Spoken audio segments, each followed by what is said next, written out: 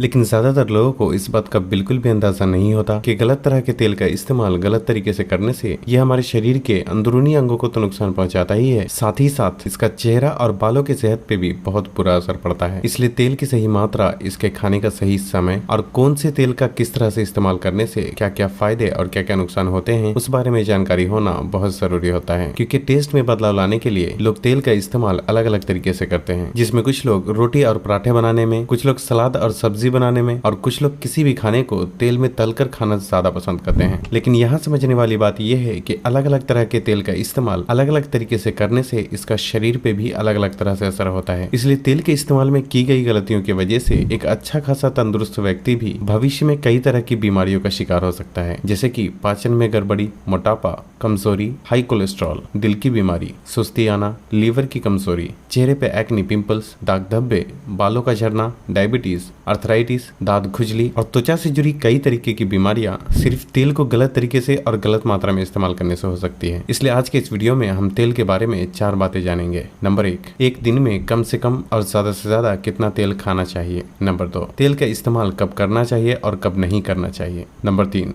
सरसों तेल, नारियल तेल, घी, रिफाइंड तेल और जैतून के तेल में कौन सा तेल सबसे अच्छा होता है। नंबर 4, और तेल को किस तरह से इस्तेमाल करने से इससे होने वाले नुकसान को कम किया जा सकता है। शुरू करते हैं नंबर 1 से कि कम से कम और ज्यादा से ज्यादा कितना तेल खाना चाहिए। लेकिन उसके लिए हमें पहले ये जानना होगा कि तेल में क्या क्या होता है और ये शरीर में जाने के बाद किस तरह से असर दिखाता है। दोस्तों, 100 ग्राम तेल में पूरा का पूरा 100 ग्राम फैट होता है और इसलिए इसमें प्रोटीन और कार्बोहाइड्रेट की मात्रा 0 होती है। साथ ही साथ इसमें विटामिन और मिनरल्स की भी मात्रा बिल्कुल ना के बराबर होती है। वैसे तो फैट हमारे शरीर में energy, cell repair, hormone production, brain function और फैट सोल्यूबल विटामिन को एब्सॉर्ब करने के लिए बहुत जरूरी होता है। लेकिन यहाँ समझने वाली बात यह है कि फैट सिर्फ तेल में ही नहीं बल्कि हमारे द्वारा खाए जाने वाली दूसरी कई चीजों में मौजूद होता है, जैसे कि दूध, दही, मछली, चिकन, ड्राई फ्रूट और चिया सीड जैसी चीजें। और इन चीजों में पाया जाने वाला फैट तेल में पाए जाने वाले फैट के मुकाबले कहीं ज्यादा बेहतर होता है। इसलिए किसी भी व्यक्ति को दिन भर में 2 से 3 छोटा चम्मच से ज्यादा तेल का इस्तेमाल बिल्कुल भी नहीं करना चाहिए, क्योंकि एक छोटा चम्मच तेल में लगभग 14 ग्राम फैट होता है और 3 छोटा चम्मच तेल का इस्तेमाल करने से लगभग 42 ग्राम फैट की पूर्ति हो जाती है। जबकि एक दिन में कम से कम 45 ग्राम और ज्यादा से ज्यादा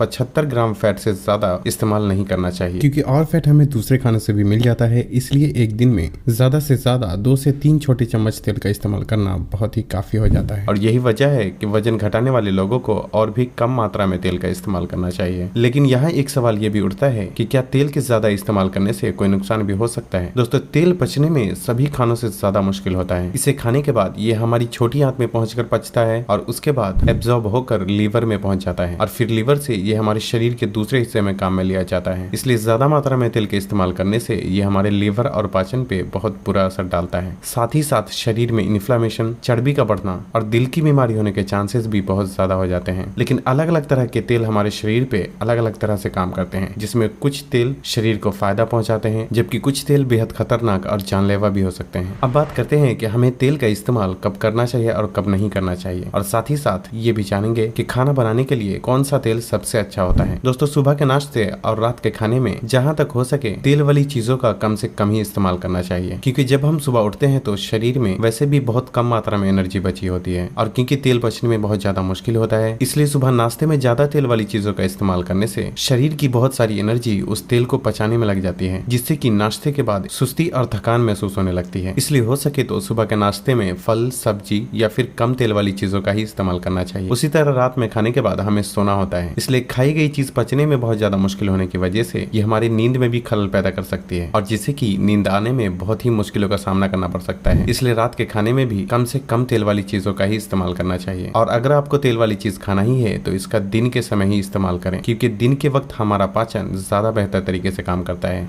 नंबर 3, अब हम बात करते हैं कि खाना बनाने के लिए कौन सा तेल सबसे अच्छा होता है और किस तरह से तेल से होने वाले नुकसान को कम करके इसे पचने में हल्का बनाया जा सकता है। दोस्तों, अच्छे तेल तो मार्केट में बहुत सारे मौजूद हैं, लेकिन जो सबसे घटिया और जानलेवा किस्म का तेल होता है वो है रिफाइंड वेजिटेबल ऑयल। और अफसोस की बात यह है कि आज हमारे देश में सबसे ज्यादा इसी तेल का इस्तेमाल किया जाता है। लेकिन यहाँ भी ये सवाल उठता है कि आखिर रिफाइंड ऑयल इतना खतरनाक क्यों है। दोस्तों, किसी भी तेल में 3 तरह के फैट होते हैं, saturated fat, poly unsaturated fat और मोनो अनसैचुरेटेड फैट। लेकिन रिफाइनिंग प्रोसेस में तेल के टेस्ट और स्मेल को खत्म करने और तेल के लाइफ को बढ़ाने के लिए अलग से कई तरीके के केमिकल को ऐड करके हाई टेम्परेचर पे गर्म किया जाता है और हाई टेम्परेचर पे गर्म करने की वजह से तेल में मौजूद अनसैचुरेटेड यानी कि हेल्दी फैट ट्रांस फैट में बदल जाता है और ट्रांस फैट शरीर में जाने के बाद मोटापा, डायबिटीज, हार्ट अटैक, साथ ही साथ ये शरीर में इन्फ्लेमेशन और कैंसर जैसी बीमारी को भी जन्म दे सकता है। इंडियन मार्केट में ज्यादातर sunflower oil, corn oil, canola oil, rice bran oil और सोयाबीन ऑयल रिफाइंड फॉर्म में मिलता है, इसलिए जहां तक हो सके इनसे बचने की कोशिश करें। आज रिफाइंड ऑयल सबसे ज्यादा इस्तेमाल होने का कारण टीवी पे आने वाला एडवर्टाइजमेंट है जिसमें रिफाइंड ऑयल को दिल की सेहत के लिए अच्छा बताया जाता है, जो कि पूरी तरह से झूठ और गलत है।